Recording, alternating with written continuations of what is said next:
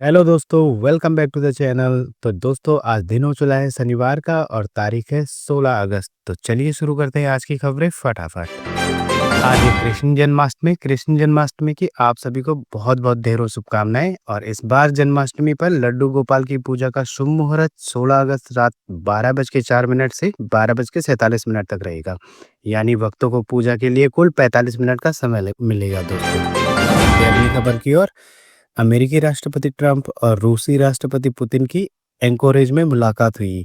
करीब 2.5 घंटे चली इस बैठक का मकसद यूक्रेन युद्ध खत्म करने की कोशिश था। हालांकि कोई बड़ा समझौता नहीं हुआ, लेकिन युद्ध बंदी और शांति पर कुछ बिंदुओं पर सहमति बनी। ट्रंप ने मीटिंग को सकारात्मक बताया, जबकि पुतिन ने इसे रचनात्मक कहा और ट्रंप को मॉस्को आने का न्योता दिया। एक्सपर्ट का मानना है कि पुतिन ने अपनी छवि मजबूत की, वहीं ट्रंप ने यूरोप और यूक्रेन से जल्द समझौते की अपील की है दोस्तों। अगली बड़ी खबर दिल्ली से। दिल्ली के हजरत निजामुद्दीन थाना इलाके में हुमायूं मकबरे के पीछे दरगाह शरीफ पत्ते शाह परिसर के अंदर 2 कमरे की दीवार और छत गिरने से शुक्रवार शाम 6 लोगों की दर्दनाक मौत हो गई और 5 लोग घायल हो गए।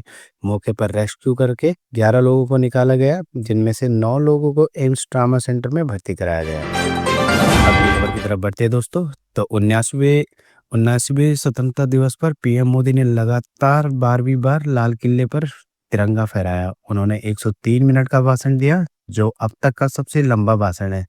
इससे पहले 2015 में उन्होंने 88 मिनट बोलकर नेहरू का रिकॉर्ड तोड़ा था और भाषण की शुरुआत ऑपरेशन सिंदूर से की और आतंकवाद, सिंधु समझौता, आत्मनिर्भर भारत, मेड इन इंडिया, नक्सलवाद और अवैध घुसपैठ पर अपनी बात रखी। मोदी ने किसानों, पशुपालनों और मछुआरों को देश की प्राथमिकता बताया और कहा, उनके हितों के खिलाफ कोई भी नीति स्वीकार नहीं करेंगे। आगे बढ़ते हैं अगली खबर की ओर। तो दिल्ली एनसीआर में लगातार बारिश से सड़कों पर जगह जगह पानी भर गया है, जिससे चलते काफी नुकसान हुआ है। दिल्ली पुलिस के कर्मी गाड़ियों को निकालने में मदद कर रहे हैं। वहीं दक्षिणी दिल्ली के पौंछ इलाके का भी बुरा हाल है। साकेत मेट्रो स्टेशन के बाहर कमर तक पानी भर गया। इस बारिश ने दिल्ली के सिविक इंतजामों पर सवाल खड़े कर दिए। चलिए दोस्तों, बढ़ते हैं अगली खबर की ओर। तो नई दिल्ली राष्ट्रपति भवन का प्रसिद्ध अमृत उद्यान 16 अगस्त से आम जनता के लिए खुल गया है। यह 14 सितंबर तक सुबह 10 बजे से शाम 6 बजे खुला रहेगा। और दोस्तों, ध्यान देने वाली बात है, ये 5:15 में प्रवेश बंद कर देता है और सोमवार को उद्यान बंद रहता है। तो इस हिसाब से अपनी प्लानिंग कीजिए। चलिए बढ़ते हैं अगली खबर की ओर। उत्तर प्रदेश के मेरठ में सड़क किनारे एक हिस्ट्री सीटर का शव मिला है। मृतक की पहचान अंकित के रूप में हुई है, जो गंगनगर थाना क्षेत्र के मीनाक्षीपुरम का रहने वाला था दोस्तों। चलिए बढ़ते हैं अगली खबर की ओर। विधायक पूजा पाल ने समाजवादी पार्टी से अपने निष्कासन के बाद अपनी बात रखी है। उन्होंने कहा कि उन्हें माफिया अतीक अहमद का नाम लेने और मुख्यमंत्री योगी आदित्यनाथ की जीरो टॉलरेंस नीति की तारीफ करने की सजा मिली है। पूजा पाल ने बताया कि उन्हें अपने पति राजू पाल की हत्या के बाद उन्हें न्याय मिला और इसी वजह से उन्होंने सदन में अपनी बात रखी थी। उन्होंने विपक्ष पर अपराधियों के परिवार के प्रति सहानुभूति रखने का आरोप भी लगाया दोस्तों। अगली खबर मध्य प्रदेश से। मध्य प्रदेश के मुख्यमंत्री मोहन यादव इन दिनों लोकसभा में विपक्ष के नेता राहुल पर हमलावर हो रखे हैं। मोहन यादव ने वोट चोरी विवाद के लिए राहुल गांधी को मोटी चमड़ी वाला बताया। अगली बड़ी खबर, राजस्थान के कोटा के संगोद में स्वतंत्रता दिवस कार्यक्रम से लौट रही स्कूल की वैन स्विफ्ट कार के सामने टकरा गई। हादसे में 11 बच्चे घायल हुए, जिनमें से 5 को गंभीर हालत में कोटा रेफर किया गया है।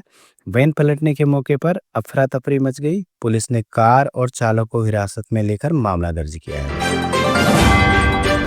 अगली बड़ी खबर आ रही है। बेगूसराय में राष्ट्रीय ध्वज खोलने के दौरान बड़ा हादसा हो गया, जहां झंडे का पाइप 11,000 बिजली के तार पर गिर गया, जिससे एक छात्रा की मौत हो गई, जबकि 2 छात्र गंभीर रूप से झुलस गए हैं।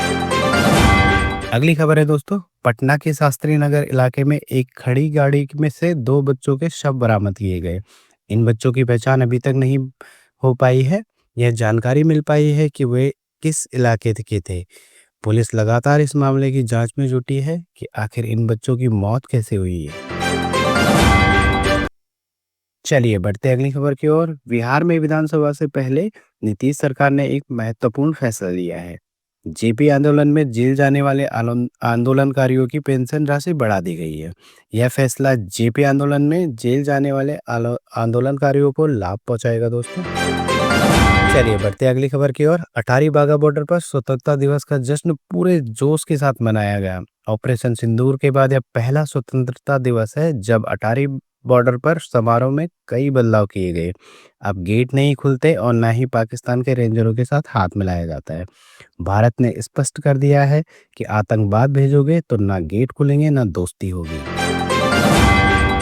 खबर पश्चिम बंगाल से।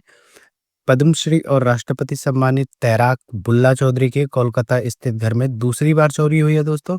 अज्ञात चोर लाखों रुपए के गहने और नकदी ले गए। घटना के समय घर में कोई मौजूद नहीं था। पुलिस ने मामला दर्ज कर जांच शुरू कर दी है। इससे पहले भी उनके घर में चोरी हो चुकी है लेकिन आरोपी अब तक पकड़े नहीं गए। अगली बड़ी खबर बंगाल से। पश्चिम बंगाल के हुगली जिले के सिंगूर में एक नर्स संदिग्ध परिस्थिति में मृत पाई गई। पुलिस के मुताबिक 24 वर्षीय नर्स का शव गुरुवार को एक नर्सिंग होम की तीसरी मंजिल पर बने कमरे की छत पर लटकता मिला। ये बड़ी खबर भारत में अवैध रूप से रहने के आरोप में 21 वर्षीय बांग्लादेशी महिला को नवी मुंबई से गिरफ्तार कर लिया गया, जिसे इलाज के लिए अस्पताल में भर्ती कराया गया था। हालांकि अस्पताल से महिला फरार हो गई और अभी भी महिला को नहीं पकड़ा गया। अगली बड़ी खबर महाराष्ट्र के मुंबई में भारी बारिश के चलते भूस्खलन हो गया, जिससे 2 लोगों की मौत हो गई जबकि 2 लोग घायल हो गए। घायलों को अस्पताल में भर्ती करा दिया गया। चलिए बढ़ते अगली खबर की ओर। अगली खबर जम्मू कश्मीर किश्तवाड़ जिले के चसोटी गांव में फ्लैश फ्लड से भारी तबाही हुई है। सीएम उमर अब्दुल्ला ने प्रभावित इलाके का दौरा कर हालात का जायजा लिया। अब तक 65 बॉडीज बरामद हुई है और कई लोग लापता है। इंडियन आर्मी, एनडीआरएफ, एसडीआरएफ और पुलिस रेस्क्यू ऑपरेशन में अभी भी जुटे हुए हैं। धन्यवाद दोस्तों आप सभी का। अगर आपने अभी तक चैनल को सब्सक्राइब नहीं किया तो प्लीज़ सब्सक्राइब कीजिए चैनल हमारी ऐसे ही खबरें जानने के लिए। और प्लीज़ दोस्तों हमें सपोर्ट कीजिए, हमारे चैनल को सब्सक्राइब कीजिए, लाइक कीजिए, कमेंट कीजिए। और हम चलिए मिलते हैं आपसे अगली अपडेट में। तो दोस्तों अपना बहुत बहुत ध्यान रखना है। जय हिंद, जय भारत।